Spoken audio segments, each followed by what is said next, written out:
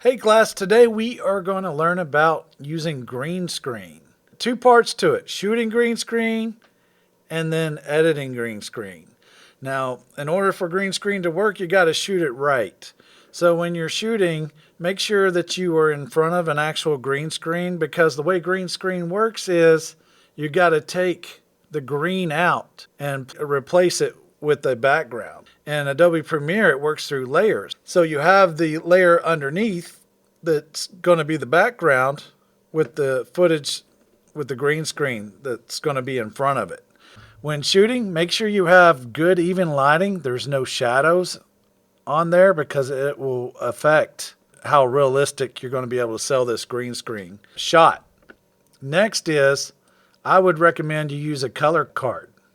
Color cards help if you don't get your color settings and everything just right when shooting on the camera. So at least if you don't have that, that's a good fail-safe when editing. So when you got the color card, all you do is you get the footage, open up Elementary Color, click on the airdropper. You might do a little bit of adjusting either through auto or increase the shadows a little bit, make it a little bit brighter.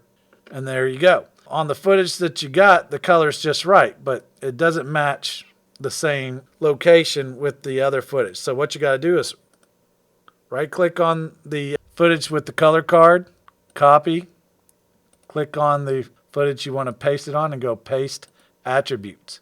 And just choose Elementary Color, click OK. Quite a difference. Face shows up a little bit better, little better features.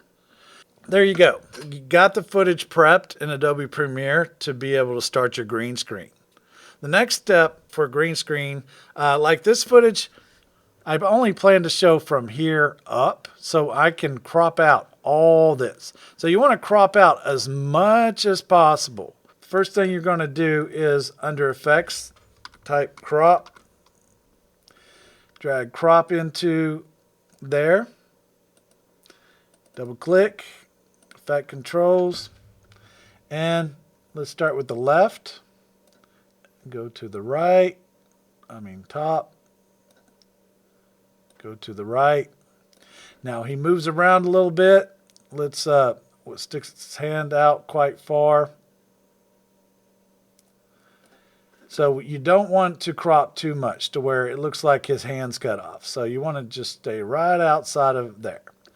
So you got the main area that he's standing in. You might go through the footage real quick, make sure that he doesn't, see, might move my right a little bit. So you got a good area to concentrate on. After cropping, the next step is to use the Ultra key. So I'm going to go into Effects, type Ultra, and drag that onto the clip. Now what Ultra key does is it removes the green so you can see the background behind you. And you got to have a background underneath, otherwise you're not going to have anything. I'm going to double click on this clip here, Effect Controls.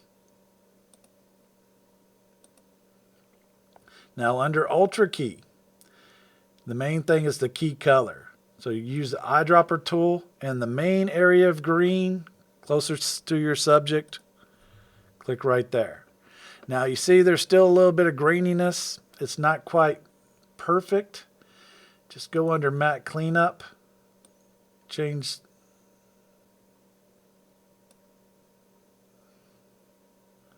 the choke, adjust that a little bit, soften. You just got to finesse. Yeah, the contrast is the main one right here. And then adjust the midpoint. And I think we got it. Next thing I want to do is I'm going to scale it to get him the size and position that I want him to be at. And then I'm going to go through the footage, make sure he doesn't go off screen while he moves. So there you go. We got a nice little green screen footage.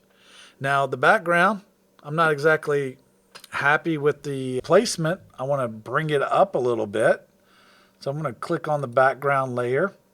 I'm going to scale it up a little bit, move it down and over. Well, this is meant to be a weather forecast. What I need to do is I have another layer behind that with some weather. I need to right click and scale that to frame size. So in order to show that layer, I'm going to remove this green.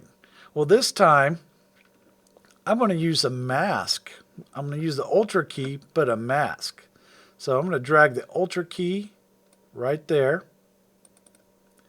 And then under Effect Controls, watch this mask. Here, I'm going to take him off for a second. I'm going to hide him. Now you can do mask through the ellipse, a 4-point polygon mask, or you can draw a Bezier curves and points. I'm just going to use the rectangular and just